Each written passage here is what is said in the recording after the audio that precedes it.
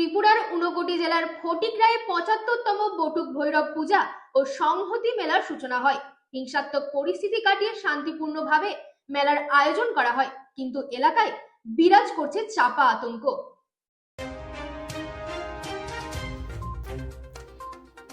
টানা কয়েকদিনের হিংসাত্মক পরিস্থিতি কাটিয়ে অবশেষে ত্রিপুরার ঊনকোটি জেলায় ফটিকরায়ের সায়দাপার শিমুলতলায় সূচনা হল ৭৫তম বটুক ভৈরব পূজা ও সংহতি মেলার। শনিবার রাতে শিমুলতলায় এক অনুষ্ঠানের মধ্য দিয়ে ৩ দিন ব্যাপী এই মেলার সূচনা করেন ত্রিপুরার মন্ত্রী তথা ফটিকরায়ের বিধায়ক সুধাংশু দাস।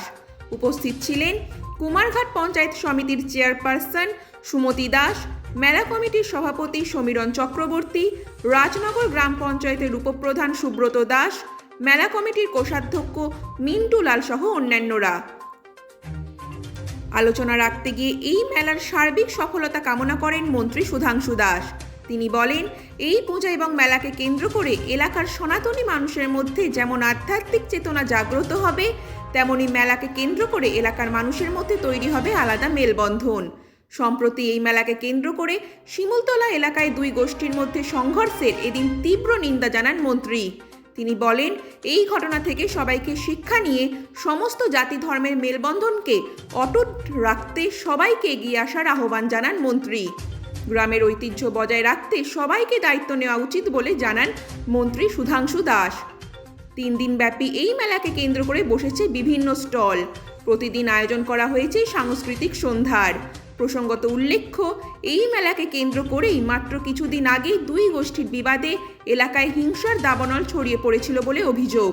অগ্নিকাণ্ডে পুড়েছিল যানবাহন থেকে অনেকের বাড়িঘরের সরঞ্জাম, ভাঙচুর করা হয়েছিল ধর্মীয় প্রতিষ্ঠানেও। পরে পুলিশের হস্তক্ষেপে শান্ত হয় পরিস্থিতি।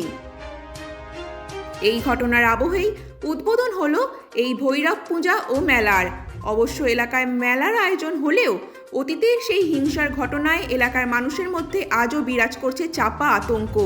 আর সেই আতঙ্ক এবছরের পুজো মেলাতে লোক সমাগমের ক্ষেত্রে প্রভাব ফেলতে পারে বলে ধারণা করা হচ্ছে। Bureau report, রাতদিন news network.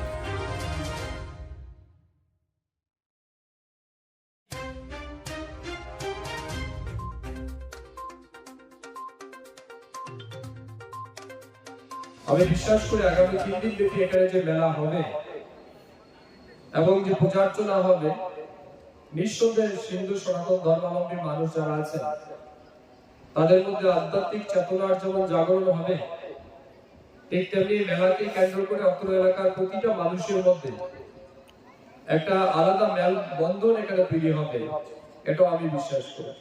এই মেলাকে কেন্দ্র করে কিংবা কোনো একটা ছোট্ট ঘটনাকে কেন্দ্র করে এখানে প্রথমবার একটা অপ্রীতিকর ঘটনা ঘটেছে, যেটা কোনোভাবেই বাঞ্ছনীয় নয়। এখানে হিন্দু মুসলমান উভয় অংশের মানুষ মিলে দীর্ঘদিন যাবৎ একে অপরের সাথে মিলেমিশে এখানে বসবাস করছে। কোথাও কোনো রকমের সমস্যা কোনোদিন আমরা কিন্তু সাক্ষী ছিলাম না বা দেখিনি, কিন্তু সত্যি অনাকাঙ্ক্ষিত একটা ঘটনা এই এলাকায় ঘটেছে। কে দোষী কে গুণী এই বিষয়টা নিশ্চয়ই কোর্ট বিচার করবে, তবে আমরা এই ঘটনার নিন্দা জানাই এবং আমি বিশ্বাস করি আগামী দিনে এগুলি থেকে আমাদের শিক্ষা নিতে হবে এবং আমাদের যে কৃষ্টি সংস্কৃতি, সমস্ত ধর্ম জাতি নির্বিশেষে আমাদের যে মেলবন্ধন রয়েছে, এটাকে অটুট রাখার ক্ষেত্রে হিন্দু মুসলমান উভয় অংশের মানুষকে এগিয়ে আসতে হবে এবং সবাই মিলে এই গ্রামের যে ঐতিহ্য সেটাকে বজায় রাখার দায়িত্ব আমাদের সবাইকে নিতে হবে।